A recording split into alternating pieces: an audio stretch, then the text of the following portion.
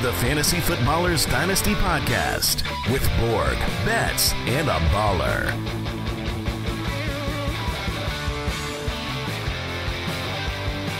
Welcome in. It's the Fantasy Footballers Dynasty podcast. I'm your host, Kyle Borganoni, and I am joined by Matthew Betz and Mike Wright. We're back, baby. Hello. Ooh, Mike, that was sultry tones from so the, smooth. from the hitman. Yeah, so smooth. It's smooth, boys, because today this show's going to be buttery, silky smooth. You going for some buttery moves, buttery like choices in this startup draft? Just like it's going to go down so easy because it is a mock draft. The people have demanded it. We have acquiesced to the angry woke mob. Nah, just kidding. But we got a dynasty startup. Ding dong. But we got the startup going, so I'm super pumped to do it, man. Drafting is the best. I don't get to do like in a startup draft for Dynasty. It's one time. It's one time, so you don't get to experience it nearly as much as a redraft. So I'm pumped to do it. There's a lot of people that every single year, like, you need to do a listener league for the Dynasty show. It's like, okay, well, you realize that if we do this, this is for life. This is like, that would be a really good giveaway. It's just saying, hey, you get to be in a league with us for life. But, forever. Yeah, Don't like the show anymore? I've gotten Too bad, buddy. You're here. It's like, these are the people. These are the people that we're with. And you might have a couple of those people in your leagues. Like, I have one guy. I'm not going to name him. Is it Jason? But no. It's not a ballers league. It's a dynasty league that I started with some friends that it's like, this guy thinks that he's playing redraft, but it's dynasty, but he's holding on to names from 5 years ago. And you know what? That actually might be Andy's strategy, but he's actually won with it. He's holding on to old dudes. Well, they weren't always old, but yeah, I mean, I remember. Well, I think it was the main Dynasty League, which that's 10 years ago now, which has the three of us from the main Fantasy Footballers and a bunch of other people from the staff as well. And they weren't as, hip to the idea of like, don't draft a super old running back early. And it was like, I think Jamal Charles, so 10 years ago, but it was like Jamal Charles went in like the second round or something. And it was like, thank you for doing that, because there's no world where I would have made that pick. The people in your league, like that's who make it though. Like I think of like, we give advice on the show, we have our rankings, everything in the Ultimate Draft Kit, but when it comes down to it, like the things that make leagues what they are is the people in them, and I would just say like, it's the chaos. Yes, it's people that like are annoyingly texting me at, ungodly hours because they've known me for a long time, saying like, I want to trade just for the sake of trading. Like I have a couple of friends home league. I don't care, man. I need to get this third round pick through. This has to happen right now. I tell you, look, pro tip. If someone is texting you that late and they want to make a trade, just saying they may not be sending the best offer in their own interest. So I would take that text. I have a couple of people that like, I kind of know if we're starting the conversation, I just know like, okay, this is not where it's going to end. I just need to play this out because this person is just Jones and they want to trade. They just have to. And they at least make leagues fun because they're active. Like I want active members. I want people that don't just stick. I mean, a dynasty roster, especially when it's a player, it's like, oh man, you have Puka? Oh, I have no shot at Puka because he's on the person's roster that doesn't check at all. Dynasty, you want there to be activity. And on this episode, we will do a Dynasty startup mock. We will post the entire thing online. So if you're watching on YouTube, you can look at the board, but we will be posting that online. Betz and I did just finish a startup Superflex mock with the Foot Clan, which was, it actually went by really, really fast. Like I'm in some other industry mocks right now, but that one was some great people, and there's always leagues starting at Foot Clan leagues. But yeah, Betz, I mean, that was a good experience. And I started off hot with 3 wide receivers, CeeDee Lamb, Marvin Harrison, and then on the third round reversal, I had Tyreek. Yeah, but so my team who are your was quarterbacks? Wow. Hot. We don't need to talk about that because I know there's some haters out there, but JJ McCarthy, have you heard of him? I've heard of him. Yeah. Mike, earmuffs here. Deshaun Watson was one of my quarterbacks. I understand it. He was super late. And then I got another, I did a shotgun approach where I got two or three other guys, Sam Darnold, Justin Fields, and Drew Lock. Yeah. You can check it out. See what happens. Check out Kyle's team online. this, it's not good. I like the powerhouse wide receivers. And for the strat of punting quarterback, you know that's okay. That's where I'm going to be focused on making sure I'm paying attention. Yep. And I went through and I used our rankings, and you can use that in our app right now, our 2 quarterback rankings. I will actually be sorting right now. Mike, is it kind of weird that you're about to be drafting with 2 people that know your rankings maybe as well as you do? No, it's not weird. That would be what it's. Imitation is the sincerest form of flattery, they say. So I'm just being flattered. Good. Well, we're going to get started on this Dynasty startup mock, but once again, ultimatedraftkit.com if you want to look at our rankings and then tell us we're idiots for not drafting the way that we were supposed to. But you can sort by Andy's rankings, Jason's, Mike, or get a consensus. You can also see their age, everything else. So Ultimate Draft Kit. Not mine. Not yours? I don't put my age on there. Mike, you are, let me see. I think you're. I'm just saying it. You sounded like you were talking about the ballers. We put our ages on there. I think Age, you're address, 41.4. birthday, Mike. social security number. Not point.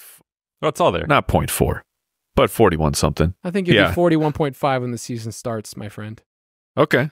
That's fine. All right. Let's get it. The Fantasy Footballers Mock Draft. I will be your tour guide on this lovely experience. Mike will be picking from the 4 spot. I will be picking from the 7. Betz is at 11. The way that we have our rosters set up is this is a 1 quarterback. We have 2 running backs, 2 wide receivers, 2 flex, a tight end, and then we're just going to be drafting until our heart so desires. Benches upon bench players. We're not going to go 25 rounds. I am sorry. It's just not going to happen for this podcast. Yeah. We will go deep. But yeah, it's a standard snake. And off the board first, Justin Jefferson, CeeDee Lamb, and then CMC. So did that surprise you at all, Mike? It certainly does, but Christian McCaffrey is one of the most difficult guys to value in a startup. Of the contract extension is like that part feels pretty great that they're at least financially invested into him for a few more years, and he's a freak. Like he is one of the outlier running backs, but time catches people, and when it catches, it feels like it's an immediate thing. He'll have pass catching to rely on, but when it falls off, it will fall off quickly. So I would not have made that decision. I am on the clock. I want one of the big 4 wide receivers if I'm in the top 4. If I'm in the top 5, I'm really hoping I get a big 4 wide receiver as well. But to me, it's Jefferson, CeeDee Lamb, Amon-Ra, and Jamar Chase, who I will be taking Jamar Chase. And that is a foundational player. So just real quick, the running backs, it's Breece Hall, Jahmyr Gibbs, Johnny Taylor. Like those are kind of the only 3 that I think are, and Bijan, who went right after me. I think those are the acceptable guys, but even I don't really like to do that in the first. Yeah, I'm looking right now. So McCaffrey in Sleeper is the 6th in ADP, so it was a little ahead of where he goes, but right after Mike was Bijan and then Amon-Ra. So I'm sitting here at the 7th spot, having a decision between Breece Hall and Marvin Harrison. And at the end of the day, I just like building my teams through wide receivers. I have Marvin a couple of spots. So I think Breece is going to kill it this year. And Betz, you have some injury stuff that you've been updating on the website. Like he's set to take off. But when I'm thinking about starting up a team, what I want, I'm going to take the wide receiver. So Marvin Harrison Jr., Mike's pants are off. My pants are off too. All year long. They've been evaporated since draft day, boys. Pantless for weeks. Like, right. Yeah, the Breece Hall thing, it's crazy. Like, we all had that conversation of like, he might start slow. They signed Dalvin, but like when he gets going, he's going to be great. Speaking about last year. And what's crazy is like, I even had the thought of like, he crushed what I thought like he could do, right? but you look at his numbers, he was actually still less efficient than he was as a rookie. And now you're like, holy crap, this dude's second year off the ACL is going to be truly insane. So he's going to be even better, I think, than he was last year, which is not easy to do. So after Marvin Harrison Jr., it did go Brees, then Tyreek, then Garrett Wilson, who I'm not going to lie, I was eyeing at this pick. I always in round one, not always, but almost always in round one, look for a foundational wide receiver, just someone that's going to hold value kind of moving forward. I like to build around young wide receivers in Dynasty, so I'm going to take Puka Nacua with this pick. That makes sense. Ooh. I looked at Jason's rankings. He has him as his 5th overall player off his board. So he actually has him ahead of Marvin Harrison, ahead of Bijan. So I think Puka, we have to throw out whatever draft capital he had. But it makes sense. Like he's kind of if you want to go AJ Brown, he's also still on the board, but Puka's kind of next up in line bets. Yeah, I mean, just literally had one of the best rookie wide receiver seasons ever. So sign me up on that kind of guy.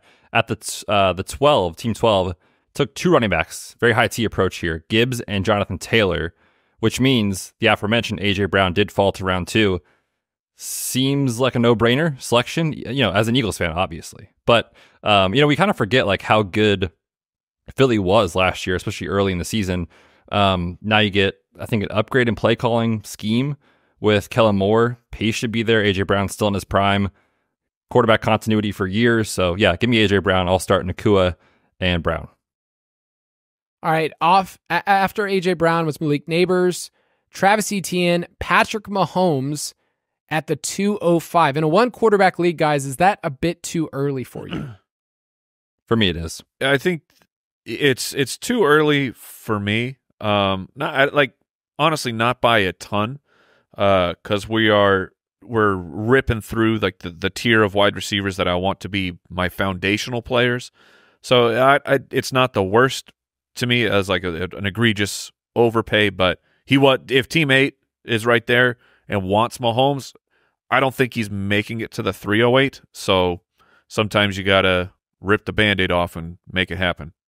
I'm kind of deciding between 2 other wide receivers. And a lot of times when you're drafting on a platform, for us at Sleeper, you can look at the ADP. I find that a lot of Dynasty ADP just feels really off. Like there's no way I could take Sam Laporta 16th overall. That feels like incredibly high for a onesie position in this format. Tight end premium, I get it. But I'm deciding between Chris Olave. Are you even deciding? You're not deciding. Okay, well, the problem is the other player I'm deciding is Drake London. Of course. If I make that pick, then I'm a homer. So, to me, if you don't pick Chris Olave here, draft capital, you're a coward. I mean, I'm not gonna lie. You've been talking about him all off season. I mean, come on, put your money where your mouth is. Betz, did you hear that? So last week y'all talked trade targets, and sounds like your boy was caping for Christian Olave yet again, and he was so convincing that Jason went out in our main Dynasty League and traded Jordan Addison 2 future firsts for Chris Olave. Yeah, and you know what we did, Mike? We talked about Olave, and we kind of all three had the conversation, me, Kyle, and Jason, and we were like, you remember Mike's like huge CeeDee Lamb trade before the season started? At the time, was like, dude, that was a lot to give up. Like, you better hope CeeDee makes an elite jump. And if Olave can do that, and his numbers as far as his profile say he has that in his range of outcomes, if he does that, the Addison and 2 firsts, I think is going to look like an underpay, like a steal at that point, right? So you just got to call your shot. It's risky business. What Jason doesn't realize is that I had a long con working. Because did I want Chris Olave? I did. We made some offers for him. It didn't work out. But the team that he traded with, we have their first-round pick. So we were just hoping that this team stinks. Very sneaky. So, yeah, I mean, it was great to just play Jason, just a little puppet master, behind the scenes. He thinks that it was his idea, but we know, based on the documentary Inception, that I did that. Yes. So, yeah, I'm taking Chris Olave here. Obviously. And after Olave is Josh Allen at the 207, and then Saquon Barkley at 208. I thought about it, but it's tough for me to draft a running back at this stage of his career in a new spot. I think he'll be fine for 2024, but that's not how I would build my teams. Man, so I am in a pickle here in terms. I mean, I guess maybe I'll end up getting two of these players. We'll see. But guys who I have just very close. So the wide receivers I'm looking at currently would be Jalen Waddle, Drake London, Brandon Ayuk, and then, do you go in on someone like Rome Odunze here of hope that he's a boat, essentially, as opposed to that we already know, like Michael Pittman, DJ Moore, Devonta Smith. These are great players, but taking the gamble on the rookie here. But anyway, so looking at my rankings, I do have Waddle slightly higher than Drake London. Whew, that's a tough one to go with, though. It's nice that he got his money, so he is long-term a Miami Dolphin, part of the McDaniel system. Oh, man. This feels so bad, guys. I'm going to take a wide receiver, too, over Drake London. I'm going to take Jalen Waddle. I love it. It makes sense. I mean, Waddle, you look at the age, and you might be like, okay, well, London's obviously like forever like 21 years old, it feels like. Right. He's kind of like in that Mike Evans vein where it's just like that dude's always going to feel young. But Waddle's in a great spot. Three-year extension. I totally get it. Mike?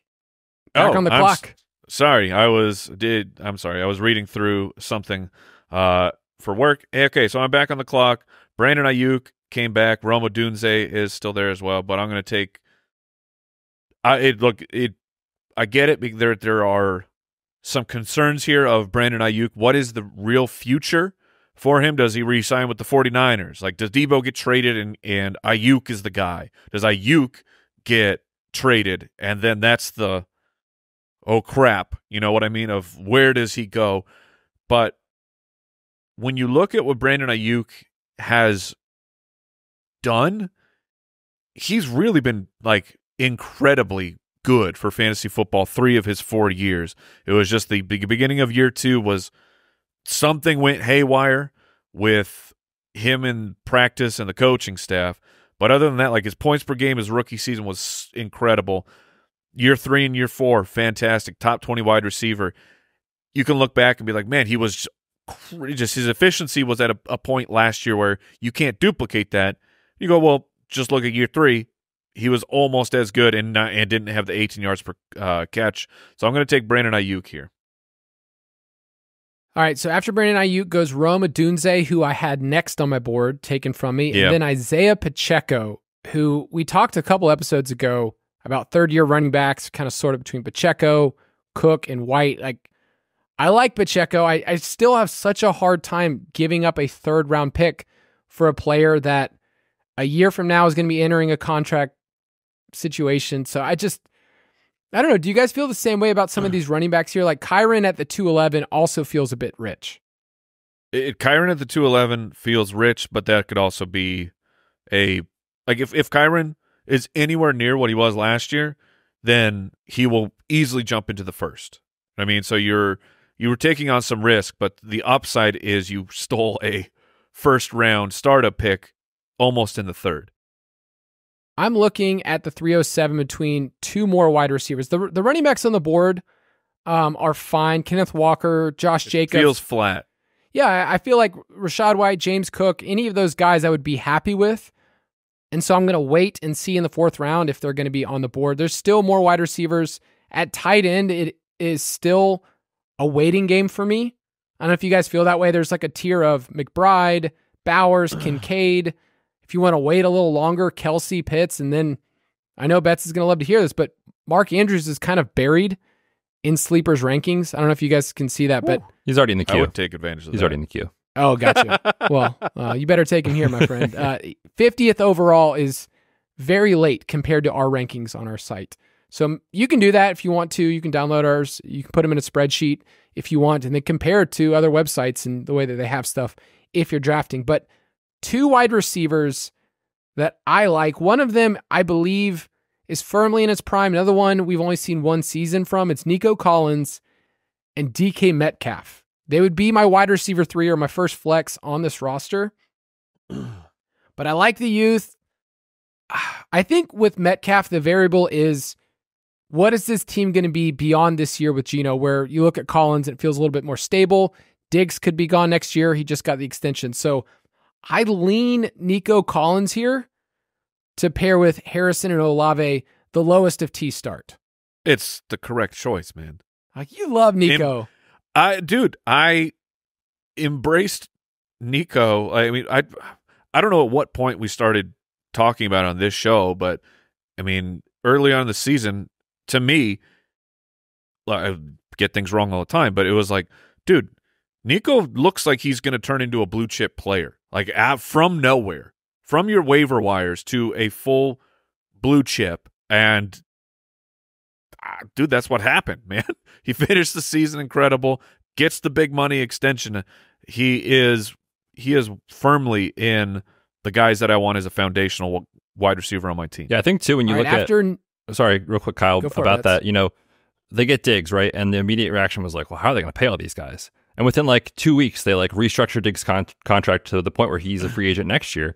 And then a few weeks later, now Nico gets the bag. So like the confidence, I think, in Nico, both, this year, but certainly next year and the year beyond, through the roof. So yeah, he was incredible this past year, and I like it. After Nico, sorry, Kyle, I'm stealing your job here.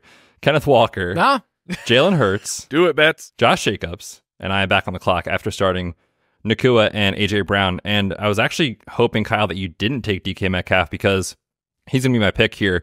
I've kind of always been like off and on with Metcalf, where like sometimes I'm like, I don't see it this year. And the other years I'm like, this is it. And I feel like this is one of those years because we finally saw, I mean, it took 8 years for it to happen, but finally we saw some decline from Tyler Lockett this past year. Usually when that happens, it doesn't get better the following year or two. And JSN, I've kind of shared my opinions on this show throughout the offseason. Like, I think he's fine. I think he's still going to be a good wide receiver, but I don't think he has the ceiling that maybe we thought he had coming out of Ohio State. And I think Metcalf, everything points to positive regression candidates. You could see an explosion here. Still 26 years old, but in Dynasty, love that. So I'm going to take DK Metcalf. All right, we're going to take a quick break, and we'll be right back with round 4.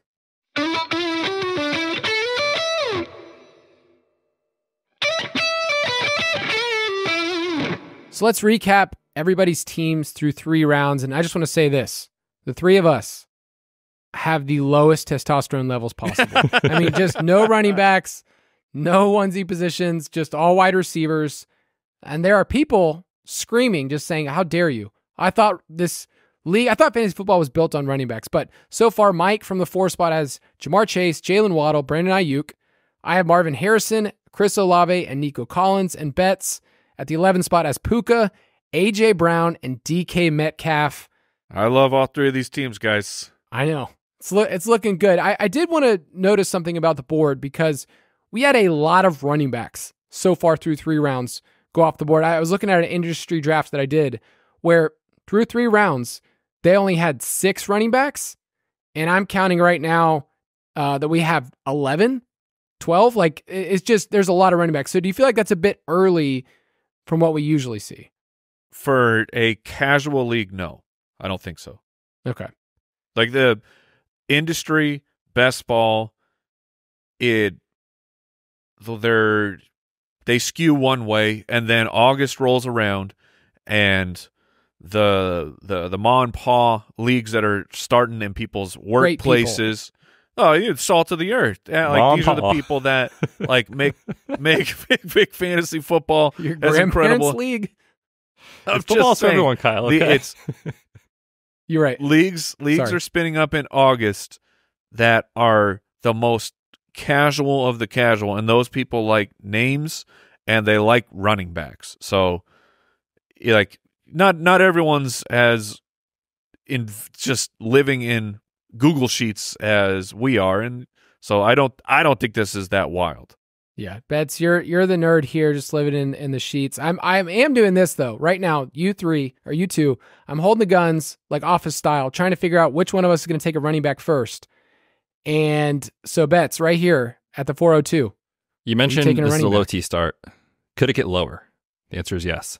We talked about Nico. I'm in love with Tank Dell, and I actually took him in our startup that we did with the Foot Clan, the Superflex startup, and someone was like, dude, that is early for Tank.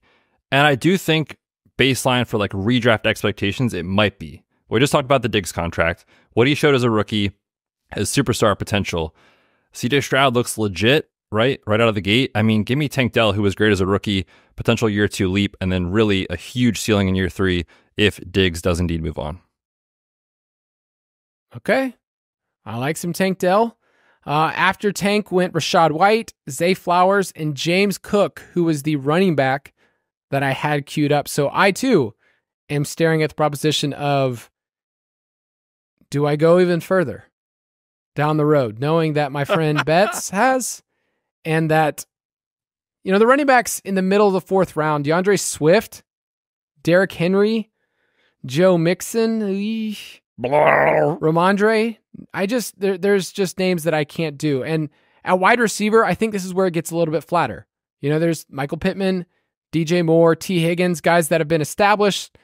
We believe that Higgins probably going to get another contract. And then some younger guys, Xavier Worthy, Jordan Addison. I look at the rankings, and there are some quarterbacks that I also think I can wait on. So for me, it comes down to, do I like the young tight ends or do I like Mark Andrews? I think Dalton Kincaid and Mark Andrews are the two that I'm deciding between. And when I look at Jason's rankings, I'm sorting by Jason's right now. He has Mark Andrews as his 34th overall player. Mike is even higher. Yeah, baby. At his 30th. So stealing from my friends, I will be taking Mark Andrews here in the middle of the 4th round. You rat. Because you guys are turds. Best pick of the draft so far. Oh, Kyle. so you took Mark. Thank you. Mark Andrews in the 4th. That's delightful. Brock Bowers goes to team 6, then team 5 takes DJ Moore. I had a plan. It was in place, and I was ready to execute it, Kyle, but you have ruined it. But boys, we're breaking the seal right here. I am going to take a running back because I got to get some testosterone on this team. In ADP-wise, you were looking at Swift, Derrick Henry, Joe Mixon. You read those off. But Johnny Brooks sitting here. Yeah, that's right. I withheld his name from that list for a reason. I know you did because I was like, but look, it's Dynasty, long-term view here.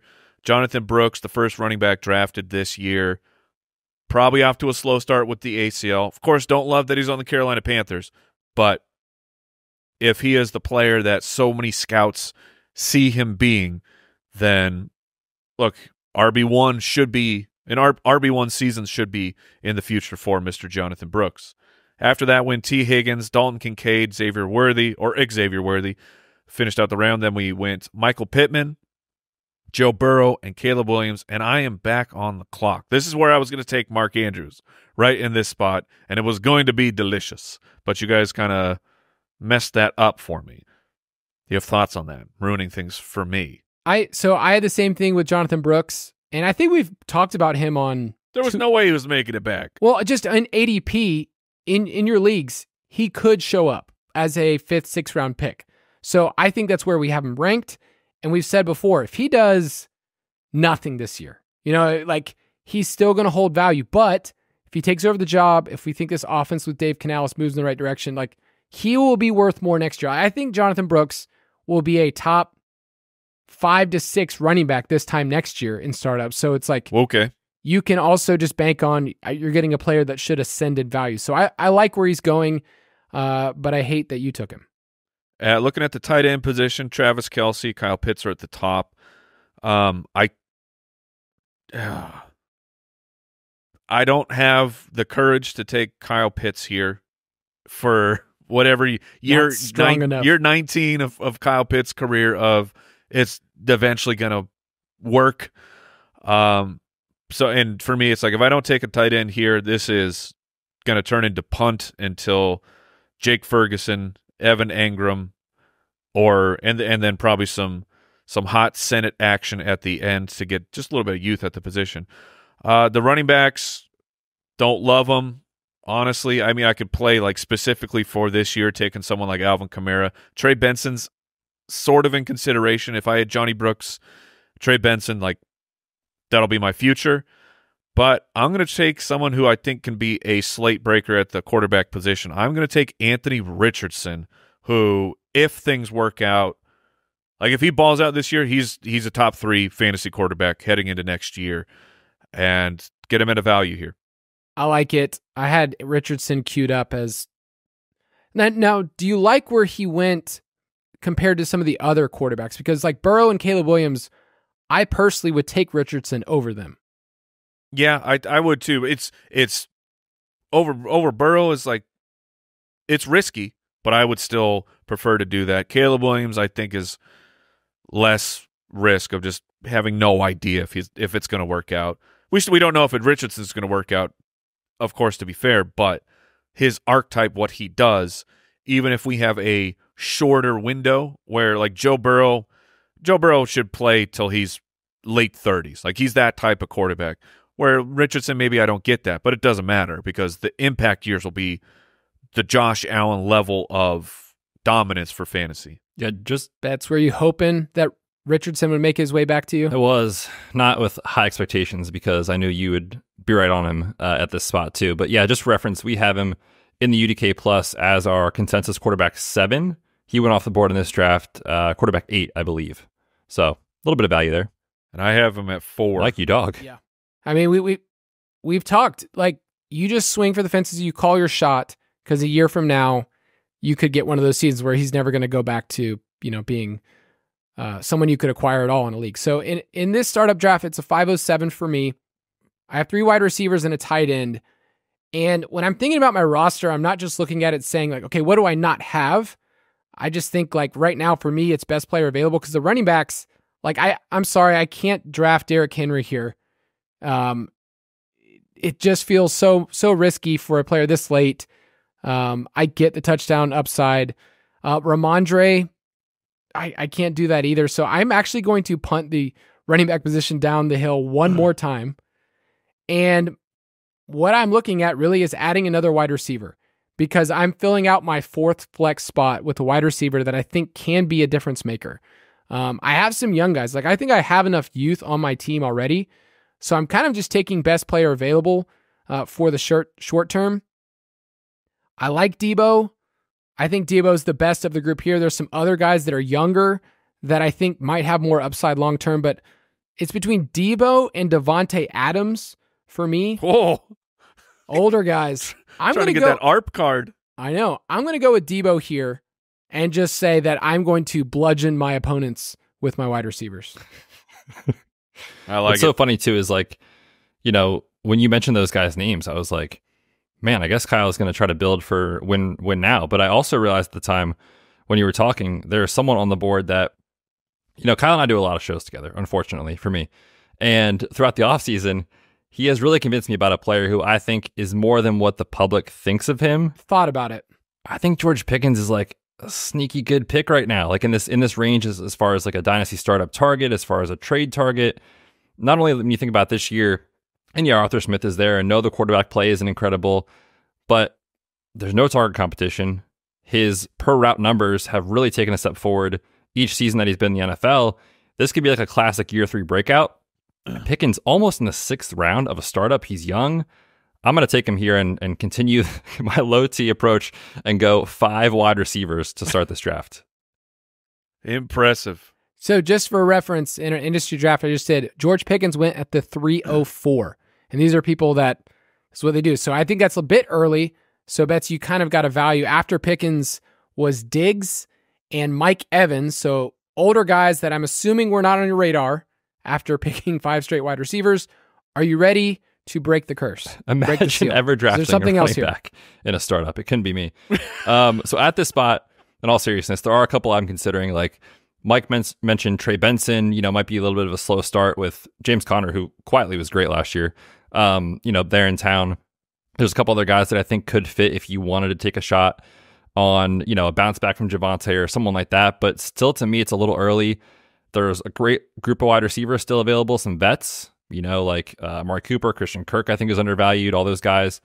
But I think for me, it's time to go quarterback. And there's a guy that I think it feels early. I'm not going to lie. It does feel a little early. But relative to where he'll be valued next year, I think Kyler Murray is a guy that I'm targeting in startups. Why? Because he produces fantasy points, Kyle, when he starts games. So give me a Kyler QB1. Did you have him in the queue? I've been in too many best ball. Well, yeah, because I have Harrison. So it makes sense that you would. Well, no. It makes sense that you would be my friend and let me have the stack. There's no friends in fantasy football, Kyle. Correct? You had a chance, but you picked Debo. You have regrets?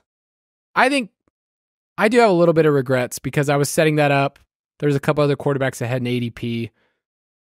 Yeah, Kyler's one of those guys we've talked about a lot of being undervalued. And I just think a lot of people for a while haven't wanted to acquire him at all. Like, I don't want to trade for Kyler. The vibes were bad the year before. He was injured. And yet, like, I love where he's going in this draft. The 5th, 6th round is a place where you can target him and kind of set and forget it. Like, you have a quarterback 1 for the next 4 or 5 years, probably. So yeah, I do have some regrets right there. I will, however, I waited on a running back. I'm going to go for some youth. So you did not give me my Cardinals stack with my quarterback and wide receiver, but we know that buying into teams and good teams is what I want to do. So Trey Benson, I think this offense is going to be really good in the future. So he's the next running back on my board at the 606. Trey Benson was likely going to be the pick for me. So Trey Benson goes, then Brian Thomas, Ladd McConkey. We got a little, the rookie wide receivers have started to fly off the board. When I'm looking at the running back spot, Kyle, where are you with the rumblings of a Ramondre Stevenson extension? Are we taking the L already on our anti-Ramondre season? I am shooketh. I'll say that because I've been getting tagged a lot saying, you told me to draft Antonio Gibson in best ball. And it's like, in best ball, I can at least say like, oh yeah, it doesn't matter. He's a late pick. But Ramondre, would you guys say so far? I know it's just like photos. He looks good, like svelte. Yeah, he does. He does. He's had some fluctuation. It's all the contract. Like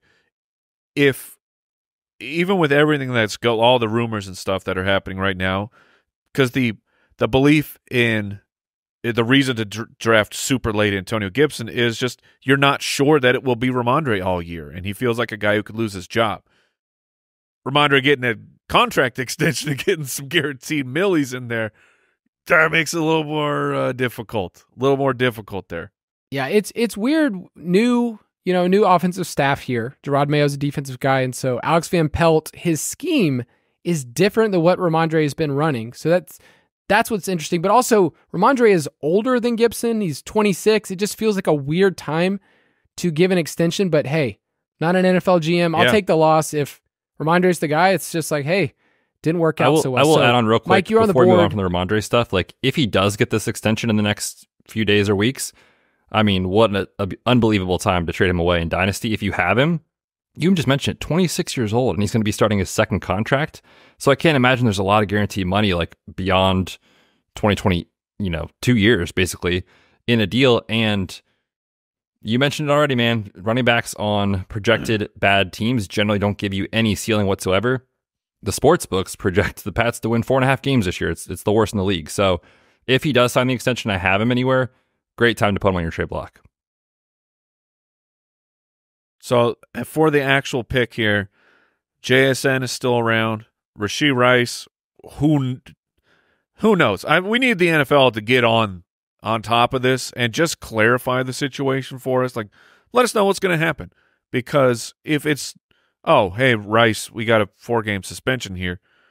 Rashee Rice feels like a great pick here, but if you get a huge suspension and they're like, he's on thin ice, then you know what I mean? I'd like that to be settled. So honestly, I'm looking at JSN and I'm looking at Jayden Reed. I still believe in the ceiling for Jackson Smith and Jigba.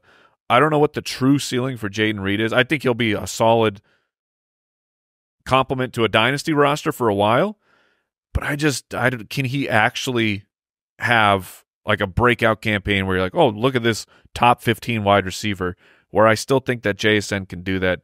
I'm going to take JSN. I get it. I mean, yeah, it feels bad. It did not feel good. It feels, especially with the running back run that just happened, feels even worse. Do you guys feel like it's tough? And maybe I'm the only person out there, but you're a listener too, where you're building your team, you're in a startup draft, and you're like, okay, I'm trying to find this blend of I can win, because we're not just playing for 4 years from now, we're playing for right now, but also like, okay, well, I want to find some values of guys that are young and that could. It's like the same thing with Betz with Pickens. It's like young enough, he's super young, and yet not totally there. So you're kind of asking yourself the question as you're drafting with wide receivers, like, am I getting the best of both worlds? Am I going to get production and youth? I remember years and years ago in a startup taking Corey Coleman after like his first year where he did nothing. I was like, well, I'm getting a value. He's young. They told me to build this way. And I never got it. And so you just end up taking shots at wide receivers sometimes that every year you're kind of like trying to figure it out. So JSN, I'm assuming, Mike, you're just like, I hope it works out.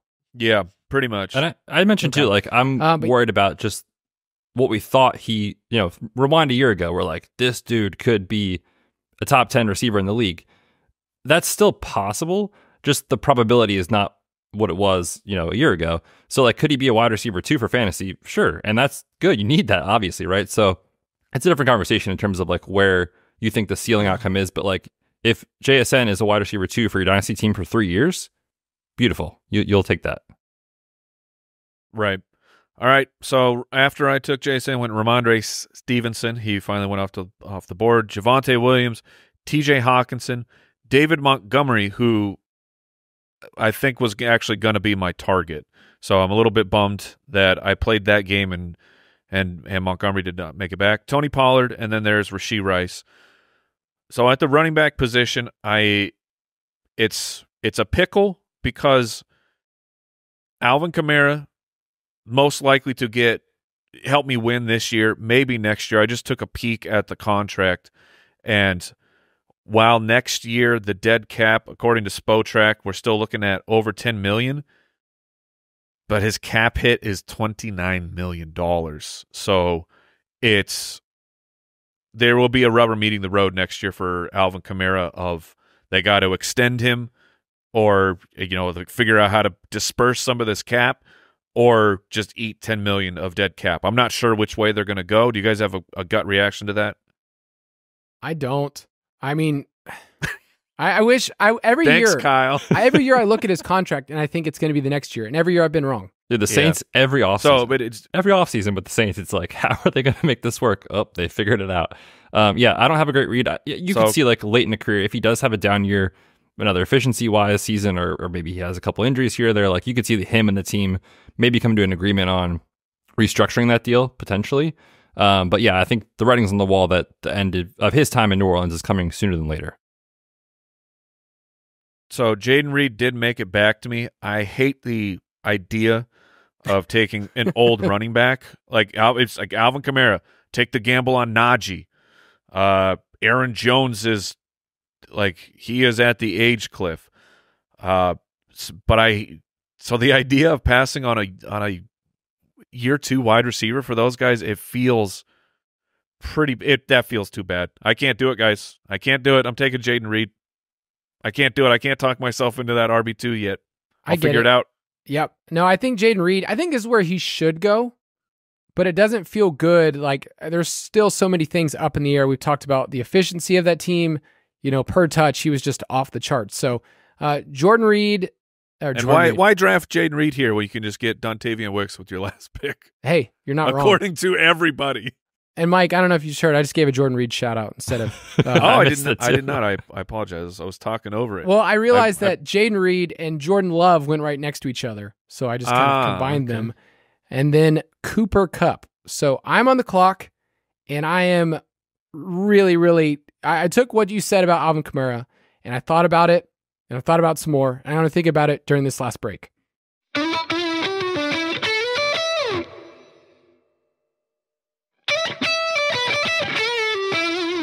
We're in the 7th round, and just to recap everyone's teams, Mike started off with Jamar Chase, Jalen Waddle, Brandon Ayuk. He has JSN and Jayden Reed as his wide receivers. He has one running back, Jonathon Brooks, and then he has Anthony Richardson. My team, also incredibly low T, have 4 wide receivers. Marvin Harrison, Chris Olave, Nico Collins, Deebo Samuel. I took Trey Benson as my first running back off the board in the 6th round. And then, of course, I have Mark Andrews. Betz, you also decided that you did not want running backs at all. They don't score points in this league, apparently. That's how we structured it. Puka, A.J. Brown, DK Metcalf, Tank Dell, George Pickens, and Kyler Murray. I like Alvin Kamara at the spot. I do look at my team, looking at and seeing what I have, Chris Olave, doubling up the Saints. Feels kind of risky, but my team is in win now mode with some of these guys. I'm just going to take Kamara as the best running back off the board. I don't like any of these other guys right here, so I feel like I just have way more testosterone than you guys with my second running back. I get it, man. Good for you. Look at that thick hair. Next off the board was Najee Harris, who I can't fathom taking him unless he falls any further. David Njoku and Justin Herbert. Imagine that. Justin Herbert in this late 7th round of a startup. If I told you that 2 years ago, you'd laugh at me. So Betz, you're up. Yeah, really good value, I think, on Herbert, which is kind of wild considering what's happened since last year. But it's such a tough spot. Like, this is kind of no man's land, it feels like, where you could talk me into anybody here. There's like 10 guys I'd be like, that makes sense. Clearly, I need a running back. But man, this tier of running backs, like, listen to the names. It's like Zamir White, Aaron Jones, Tajay Spears, Jalen Warren, Brian Robinson. It's like these are kind of all valued the same, and I don't have a great strong take on a lot of these guys. Which they 100% should be bets, but I just want to mention, because this is the type of show we're on. Have you guys heard Antonio Pierce talking about Zamir White? I have. And look, coach speak is incredibly dangerous. We talk about it every year. Like, how do you filter it? It's extremely difficult when you hear something positive about a player. Negative about a player feels far more impactful, which to me, I guess it is a bit of a double, because the sentiment on Alexander Mattison, the way that Antonio Pierce was talking about him, was like, he's a depth player. And then the way that he's been talking about Zamir White has been like, be careful here, because it's hard not to get steamed up by what Antonio Pierce is saying. Yeah, he's such a tough, you call your shot, right? He's such a tough evaluation, because like, yeah, I mean, I don't remember how I felt or kind of what a lot of our metrics said coming out of college, truthfully, because it was 3 years ago at this point, of like, how was he valued as a prospect? I don't think it was super highly, obviously. It was okay. It was okay.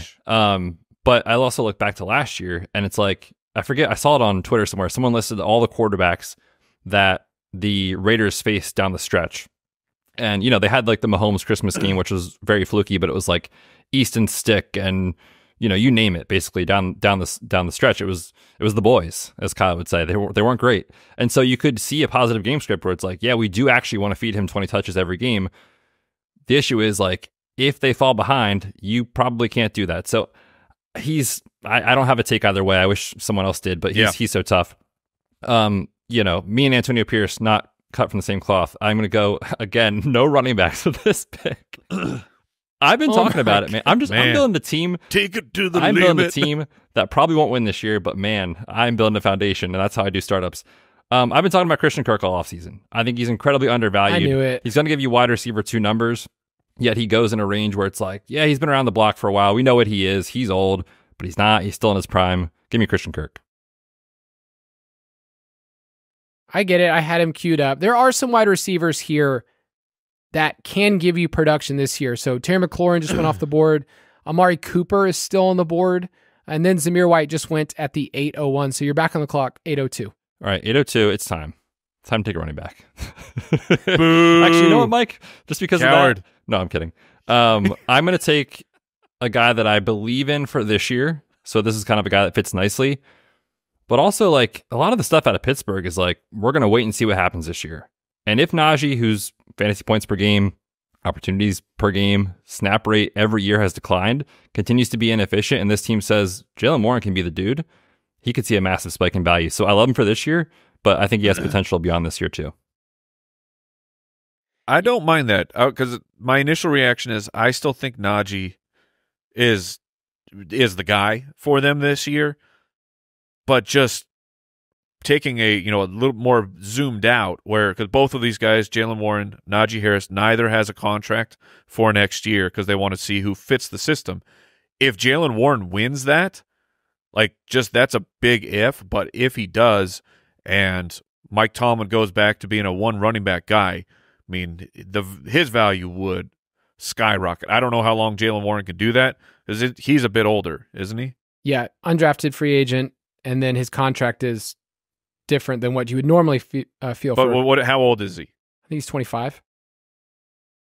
25.6. So turning 26 this year. But I just mean like 27 is that age where I'm a little starting to get worried on running backs. But if it's an interesting gamble at this point. Yeah, I liked it. I had him queued up as the next running back that I was interested in.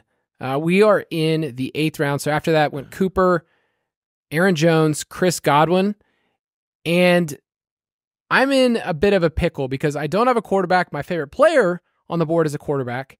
Everybody else already has a quarterback. So we're in a 1-quarterback league, and I typically could look at this and say, that's a dangerous game on these sleeper mocks, man. I know. And you know what? I would rather take, it's more of like a feeling of like loss. I would feel so bad if I didn't get this player, even though everybody else already has a quarterback. I think that Jayden Daniels could break fantasy. I'm not saying he will, but I'd rather have him on this roster, and I can pair him with somebody else later and kind of like figure it out. But Jayden Daniels right here, I think is an appropriate spot for him as my quarterback in a 1-quarterback. So Jayden Daniels at 806, then went Tajay Spears and Nick Chubb. Mike is back on the clock. So need a running back too. And of course some depth, but just really you want to have 2 at least startable guys. Meanwhile, at the wide receiver position, it's like the rookies: Adonai Mitchell, Xavier Legette, Ricky Pearsall is here. Do I just like hitch my wagon, go full Kyle Shanahan, give me all of that offense? But you know, it's that tier of guys. The running backs are like James Conner. Maybe James Conner could get me through the season. You can bet against Kenneth Walker with Zach Charbonnet, which Charbonnet was not very good last year. But we're in the 8th, and I feel pretty solid about the foundation. So I'm going to take a perceived 1-year rental, which it's an expensive 1-year rental for an 8th round pick. But I'm going to take Zach Moss and believe that he ends up as the guy for the Bengals for maybe 2 years, but at least this year. And then I'll build some younger guys as my, like build up the farm with some younger rookie running backs as the draft goes along. But Jonathon Brooks, Zach Moss as my 2 starters, projected starters for this year. All right. After that went Christian Watson, who I think a wild card player if he stays on the field. Ricky Pearsall at the 8-11, Blake Corum, and then the 9th round went Adonai Mitchell, Xavier Legette, and then the GOAT, Keenan Allen. Mike, you are back on the clock at 9:04. So I'm going to peek at the tight ends real quick. George Kittle is there. I think that's interesting. But Jake Ferguson, Evan Engram they're both still on the board. Tier's getting a little thin, so that is definitely, there is some risk involved. But I'm gonna bypass. I'm gonna let it ride. So trying to look at younger running backs. Kendre Miller is on the board. Marshawn Lloyd. I think those guys. Jalen Wright too. No. Marshawn Lloyd and Kendre Miller. Those were I'm gonna pick between one of those 2 guys. And we just gave the Kamara speech of his contract. Marshawn Lloyd could end up being the starter for the Green Bay Packers next year. Which one is more likely? I don't know if the starting job is more likely for. Oh my gosh, where are you guys? Help me out here. Marshawn Lloyd or Kendre Miller? Who do you guys like more? You should pick neither of them. Neither of them. I'll take that option too because I want the other one. That whoever Kyle doesn't take. I'm gonna take one of them, and I'm gonna go Kendre Miller. I liked him as a prospect so much, and betting on that Kamara's time that's a tough bet, but I'll go Kendre. Yeah. So my issue when I was looking at my team is that the running backs that were next on the board were James Conner and Kendre Miller. Oh, your compliments? Well, yeah. And I think a lot of times people say, like, is it good to lock up the backfield? And at certain points of the season, I think it would be great to be able to say, I have the Cardinals backfield or I have the Saints backfield.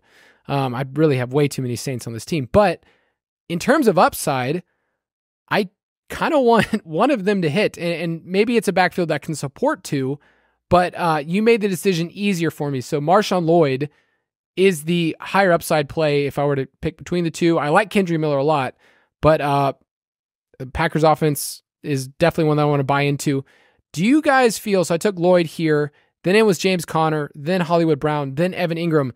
Neither of you guys have tight ends. Are you how are you feeling at this point? I feel great. No, Kyle, I'm terrified. Really? But I mean, there's always the tight end one in Dynasty that's still available. It's just going to be which one of Mike or I go in on our king, the Senator.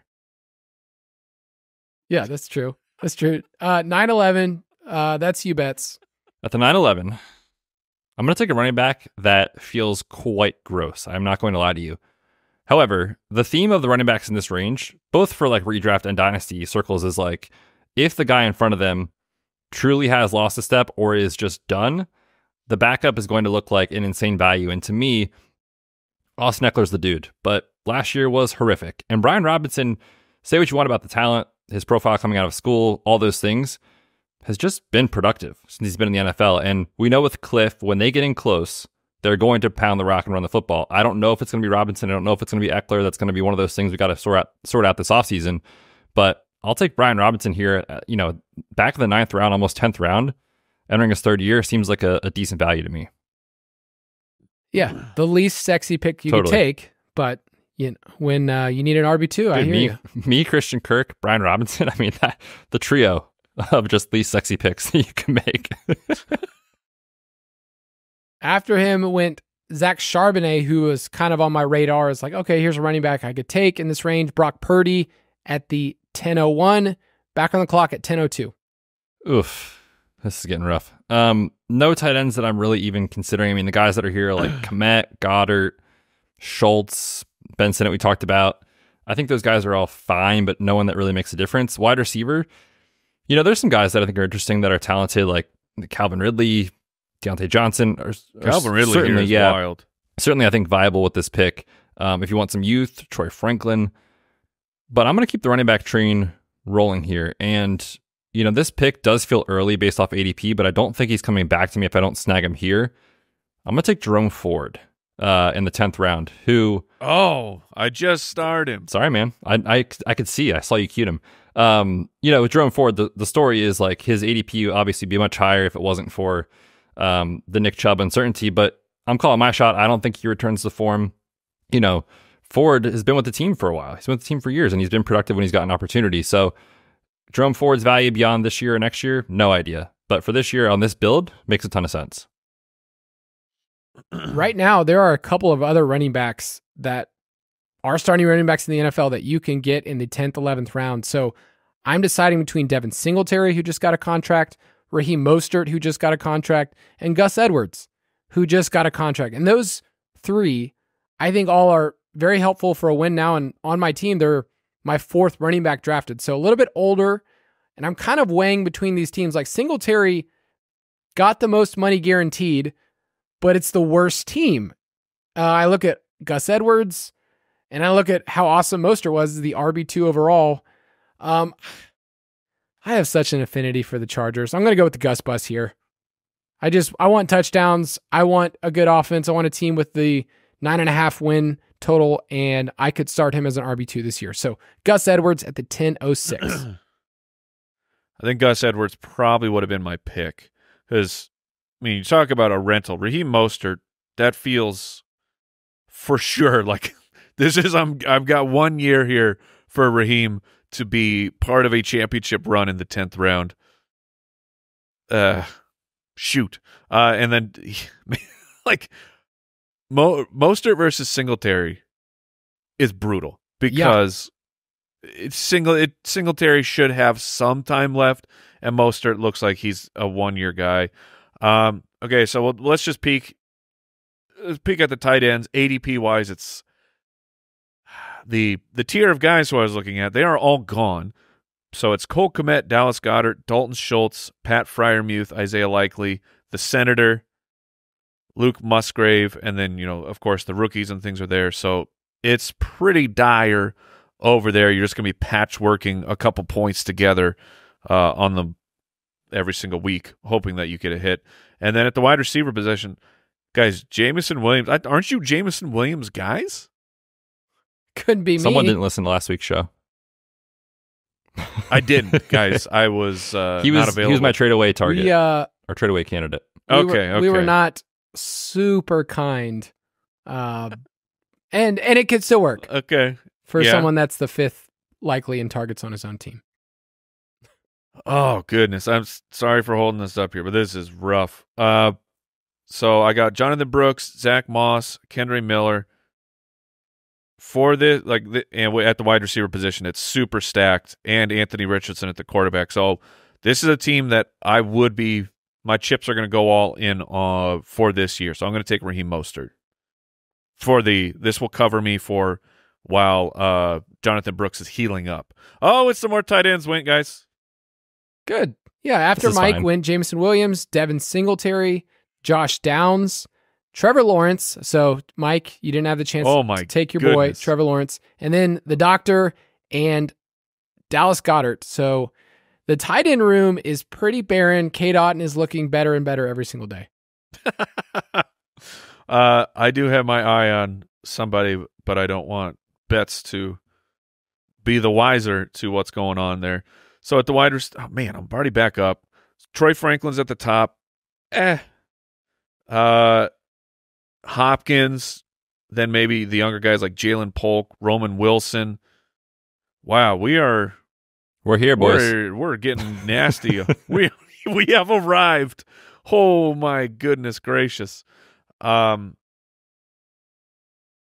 you know what I'm going to do though? I'm going to peek over here at the quarterback position because it is a dynasty. You don't need to don't want to be trapped without a QB2, which Tua's there. Take the risk or the upside pick on JJ McCarthy or my guy Jared Goff. He's just sitting there. You met him in real life. Selected. I did. He's a very large individual, but you have one thing going for you if you're trying to get Jared Goff, Kyle. I have Jalen Waddle, so I'm going to take Tua. I'm going to take a backup stack. Nice to have in my back pocket. Speaking of stack, I've just been biding my time with my Jayden Daniels pick, saying, you know what, I'll leave the light on for Jahan Dotson. He's down there in the rankings, and then he goes the pick right before. Oh, you got saved. Saved? Maybe. But I felt really good about saying, this is a stack that I got late. Could it work out? Maybe. No. Man, that was going to be a fun pick for me to just say, if it happens, it happens as my wide receiver 5. I have built out my team with some running backs. So I have some youth in Benson and Lloyd and some old farts in Kamara and Gus Edwards. So feeling pretty good there. I'm kind of interested in Chase Brown as another high upside player going into year 2. Maybe he takes over the position. Wide receivers feel pretty flat.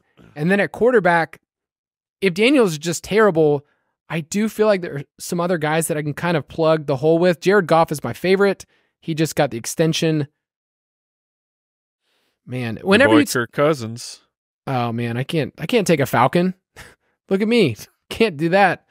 I'm just going to play it safe here and say that Jared Goff, even in a one quarterback league, feels like I can piece together between Daniels and Goff. I like it. That's the pick I would have made. I would have done that. Yep. After that is Cole Kmet, Chase Brown, and JJ McCarthy. So Betz, you were up at the 11-11. Yeah, I feel like with my wide receiver core, I can take some shots on youth and see if I can hit on a late round gem. And to me, Jalen Polk's a guy that, the Patriots have some issues, but I like Drake May, man. And Jalen Polk was taken, 35th overall or something like that, and no one cares. Right? No, everyone just dismissing it. I think he's a value. It's low risk at this point in the draft. So in the 11th round, give me Jalen Polk. Yeah. And we're going to go a little faster through these last couple of picks just because... Don't tell me how to live. Oh, I'll tell you. And then we're going to post this online. So for everybody, if you're like, hey, you didn't go through everything on the podcast, we will make sure that everything is posted at thefantasyfootballers.com. After that, Jerry Jeudy, Romeo Dobbs, back on the clock at the 12:02. I mean, is there any question who this selection is going to be, Kyle? It's very obvious that Ben Sinnott, come on down, baby. 12th round, the Senator. It's time. Oh, yes. Okay, so you two are riding so dirty that you are depending on someone that we love for this podcast. Don't get me wrong. But honestly, do you guys feel okay that your tight end position? Yes. I mean, you're not going to start Ben Sinnott. Yeah, but listen, year. this is a startup, right? So like when I get the eventual tight end 1 in Dynasty in 2 years, and I can plug in Hunter Henry when I snag him in the 18th round, it's all good, Kyle. It's all good. So it definitely feels like the fact that George Kittle, Ferguson, Ingram went just like in a stretch. Yeah, that hurt. And I was just really hoping one of them made it back to me. That was a calculated risk that feels not great. But there's still a couple players on the board who I actually have my eye on and I think are startable this year. Okay. Well, I'm looking for upside here. But Jen, look, guys. I am the Senate. My feelings on Ben Sinnott are known, but I am if you're rolling in as he's your tight end 1 for the season and you have really no other options, that's going to be brutal. Yeah, I mean, the only other tight ends that I would feel excited about to start, like the Muth is still on the board. Likely is a fun upside pick, but you're not starting him. And then Musgrave is fine. But yeah, it's pretty rough right here. I'm going to shoot for upside. A player that I believe in, I don't know if you guys do. It was a 3rd round pick, but apparently you guys have besmirched him. It's Jermaine Burton.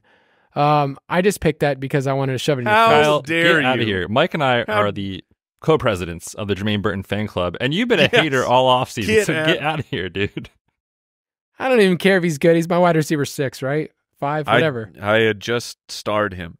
I am not going to mess around and find out. So we're gonna start this party here with Pat Freiermuth, guys, and we'll go a few.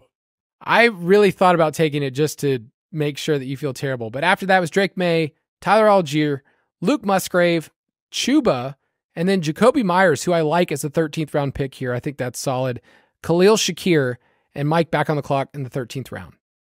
All right, the wide receivers, at least ADP-wise, we're looking at Malachi Corley, rookie for the Jets. Gabe Davis, look, who did just get the bag. Tyler Lockett, maybe you can get sunsets some years there. Dontavian Wicks, everyone seems to be the late-round darling of the Green Bay Packers. Running back, my team still doesn't feel secure. Feels like it would be nice to get some high upside shots here that could turn into something. And honestly, I'm looking at Braylon Allen, the rookie backup behind Breece Hall. I think Braylon Allen, should Breece Hall miss time, I think Braylon Allen he'll be the Hulk. I think he'll be very good. But that is a player who he's trapped. He is trapped behind a superstar. Not trapped behind a superstar, and the news of splitting time, it just keeps growing. I'm going to take Ty Chandler of the Minnesota Vikings, who I think could be in a full 50-50 with Aaron Jones, if not slightly ahead of Aaron Jones by the end of the year.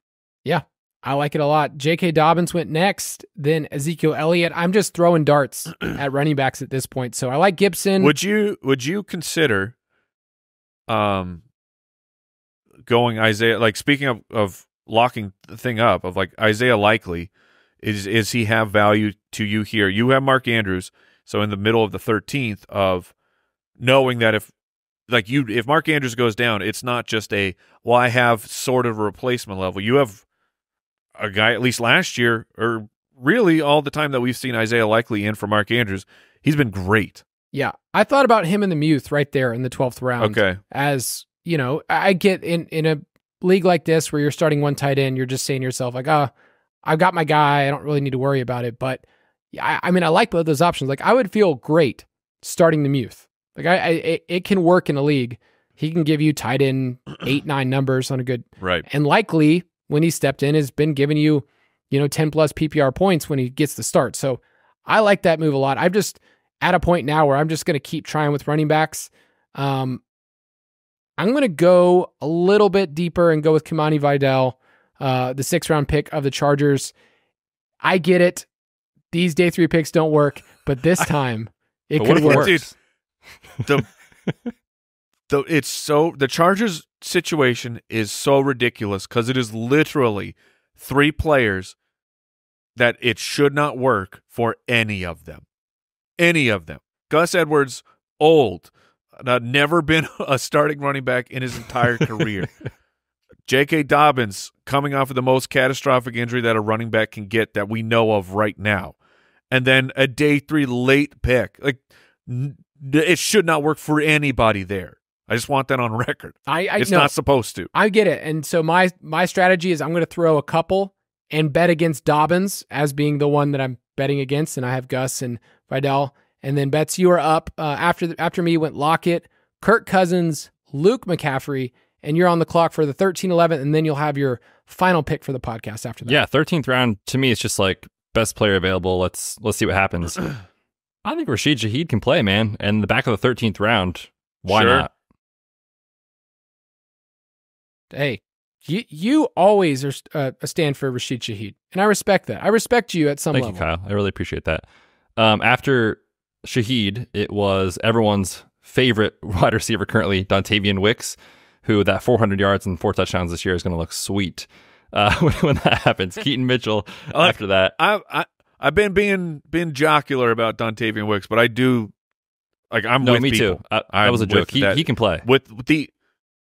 He can play, and what it still costs, despite if you're on Twitter, you're in it. Despite what we're all our propaganda for Dontavian Wicks is furious, and it's out there.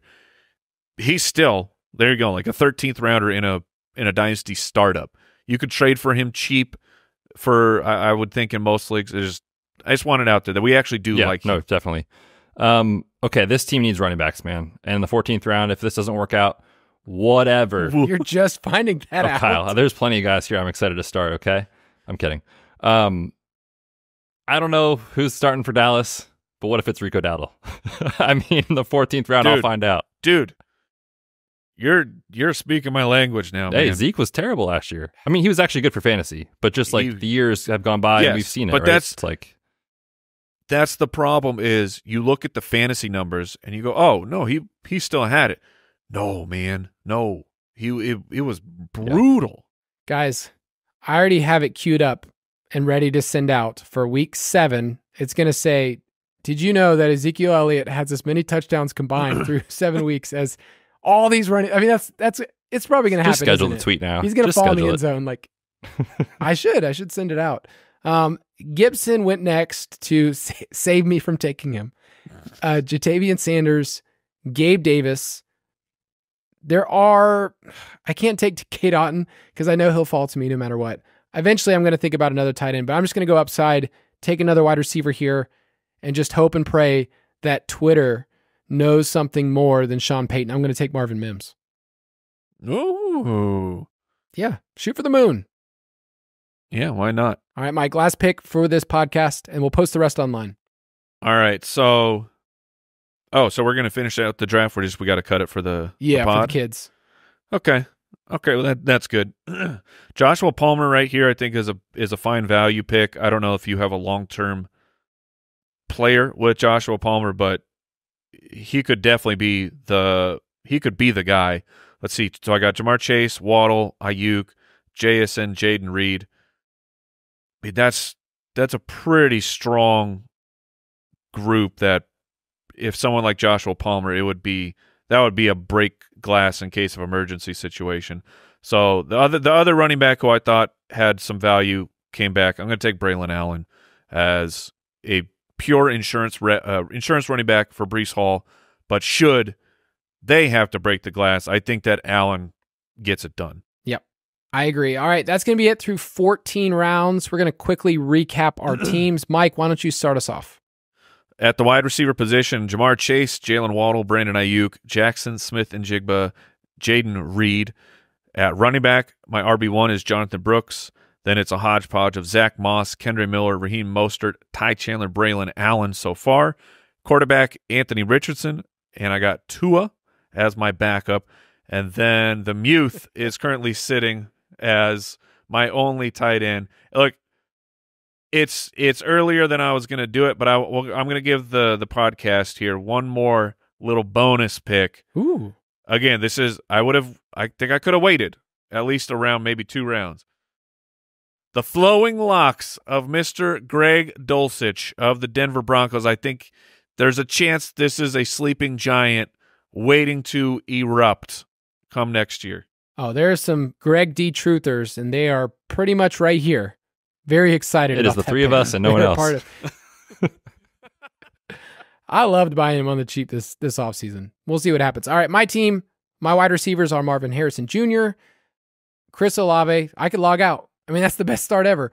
Nico Collins, Deebo Samuel, Jermaine Burton, Marvin Mims Jr. I took Mark Andrews early as my tight end at running back. I have Trey Benson, Alvin Kamara, Marshawn Lloyd, Gus Edwards, Kamani Vidal, and then I took Jayden Daniels and Jared Goff to kind of piece together my quarterback. I waited the longest of anybody else. And for me, I've got Kyler at quarterback. I've got an elite running back room featured by Jalen Warren, Brian Robinson, Jerome Ford, and Rico Dowdle. Can't even say it with a straight face. A wide receiver, Puka, A.J. Brown, DK Metcalf, Tank Dell, George Pickens, Christian Kirk, Jalen Polk, and Rashid Shaheed. And at tight end, it is not going to be pretty right away, but I've got Ben Sinnott. Do you feel like you took one too many wide receivers? No. In startups, just give me the best player available within reason. Like once you get to a certain point, it's like, all right, it's time to take a running back here. But the way that I draft startups is I want the best players available, but the guys that are going to hold their value this year, next year, and hopefully the year after. And like my first 6, 7, 8 picks should be those guys. And that's how I feel about the guys that I took. So if you've made it this far in the pod, number one, congratulations. But Yes. a piece of strategy, which I guess it's one of those like it, but I've been thinking about a little more of formulating it into just actually like can talk about it. Is every team in a dynasty league? Yeah, every once in a while you get a juggernaut. It happens, but for the most part, every single team will have a weakness, and I'm more on the side of Betz' approach of like, I know exactly where my weakness is going to be. I'm going to funnel it to that direction, so I know exactly where I have to repair, and I can focus on that. Meanwhile, my strengths, like the 3 other walls of my house, are rock solid. They aren't just like, all my walls are pretty good. I have 4 pretty good walls. Like, no, I have 3 brick walls, and then I got 1 made of sticks, but I know where it is. You know what I mean? I think that's a better way of building your dynasty team. Is don't just have don't be moderate every single place. I don't think the pure balance approach is the way to go. Yeah, and you look at all these teams that are in this, and anybody in your league, like there's going to be weak points right after the draft. It's going to happen. And so running backs usually is the part where it's like you kind of are scrapping and clawing, and all 3 of our teams are really doing that. Like I can't count on Benson right away. I mean, same thing with Brooks. Like all of us are a bit deficient in that area, and that's totally fine. I think where we leaned into is saying young wide receivers and then our flex spot. Like our 2 flex spots feel stronger than some of these other options where, sorry teammate, but Devontae Adams and Chris Godwin feel a little bit deficient, and they will be in a year or 2 because those are their starting wide receivers. But there's different approaches. We have lots of stuff on the website about strategy, dynasty tips that are in the Ultimate Draft Kit Plus. You can get all of those at ultimatedraftkit.com. That's going to do it for this episode, our Dynasty Startup Mock. And we will talk to you again next week. Goodbye. Thanks for listening to the Fantasy Footballers Dynasty Podcast. If you want to take your dynasty skills to the next level, check out thefantasyfootballers.com.